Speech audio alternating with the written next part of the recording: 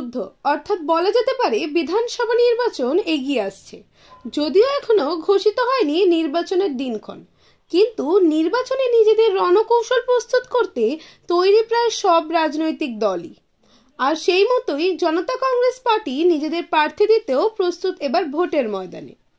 বৃহস্পতিবার জনতা কংগ্রেস পার্টির জাতীয় সভাপতি ডক্টর মেহতাব রায় সাংবাদিক বৈঠক করে নিজেদের রণকৌশল নীতি সম্পর্কে জানালেন।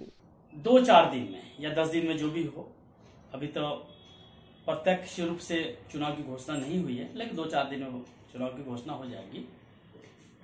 और जहां तक रही बात दो पार्टी की, तो दो पार्टी नहीं है। पश्चिम बंगाल में आज दर्जनों पार्टी ऐसी है जो चुनाव फाइट कर रही है, और वो जनता के ऊपर होता है कि किसी बड़ी पार्टी के रूप में नहीं, यकीनन आपकी कहना जायज है कि बड़ी पार्टी के रूप में।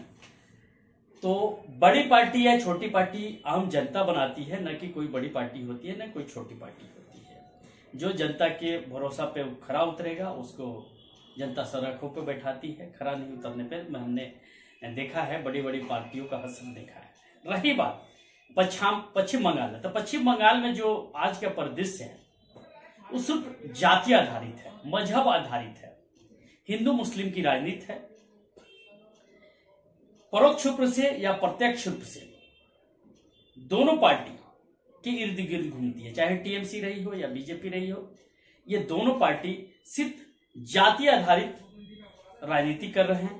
दोनों का ये है कि पश्चिम बंगाल की जनता भाड़ में जाए, हमें किसी भी तरह से सत्ता मिलनी चाहिए, और सत्ता के लिए ये लोग आपस में फाइट कर रहे हैं।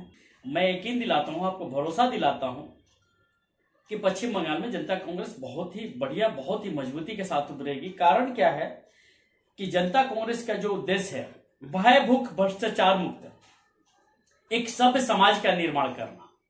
जो पश्चिम बंगाल में आज की डेट में आप देख रहे हैं, भय का माहौल व्याप्त है। शाम को आप घर से निकलते हैं, आपको पता नहीं होता कि रात बिरात आप घर आ पाएंगे या नहीं आ पाएंगे। तो कुल मिला के ये है कि दोनों बड़ी पार्टी का सियासत जो है विकास और जनता की मूलभूत जो सुविधा है, सिद्धांत है, इससे बाहर है। और दोनों पार्टी आज के डेट में सिर्फ और सिर्फ इनका फोकस है जाति आधारित। और हमने पहले भी कहा कि देखिए, जनता कांग्रेस अभी 8-10 स्टेट में हम लोग चुनाव लड़ चुके हैं। मध्य प्रदेश में लड़े हैं, छत्तीसगढ़ में लड़े हैं, महाराष्ट्र में लड़े हैं, बिहार में लड़े हैं, यूपी में लड़े हैं, झारखंड में लड़े हैं। हम कहीं भी जाति धर्म की बात नहीं करते हैं। हम क्या है, भय भूख भ्रष्टाचार मुक्त एक सभ्य समाज की, एक सभ्य सरकार के निर्माण के लिए हम काम करते हैं, और इसी मुद्दा को लेकर हम आगे बढ़ रहे हैं। हम वहां चुनाव लड़ने जा रहे हैं, पहली बात। दूसरा क्या है कि मैंने पहले भी कहा था कि हम जाति आधारित राजनीति नहीं करते हैं, हम जात की बात नहीं करते हैं, हम पूरी जमात की बात करते हैं। हमारे लिए हिंदू मुस्लिम सिख ईसाई सब एक है, समान है। हम इस विचारधारा पे के साथ हम आगे बढ़ते हैं।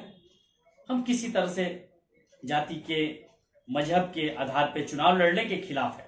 ये कौन सा विकास होता है भाई? ये कौन सा विकास होता है कि अब मेरी जो अचल संपत्ति हम इसको बेच दे, किसी और के हाथ में दे दें? ये कौन सा विकास होता है? तो फिर अंग्रेज भी आए थे तो देश का विकास ही कर रहे थे। अंग्रेज का विरोध ही नहीं करना चाहिए था भाई। अंग्रेज लोग भी इस देश में बहुत से कल कारखाने लगाए, बहुत से फैक्ट्री लगाए, बहुत लोग को रोजगार दिया। ऐसा नहीं कि नहीं दिया, सिर्फ लूट ही रहे थे। तो ये तो सेम फंडा हो गया ना, हम देश की विकास करें। विकास के नाम पे फिर तो अंग्रेजी हुकूमत लाना चाहते हो आप। इसलिए हम लोग विरोध कर रहे हैं कि हम फिर से देश को गुलाम नहीं होना देना चाहते हैं। और मोदी जी जो लगे हुए हैं कि देश को गुलाम करने में लगे हुए हैं। देखिए, किसानों की जो मांग है, ये काला कानून जो है, इसके विरोध में इसको रद्द करने के लिए वो जायज है।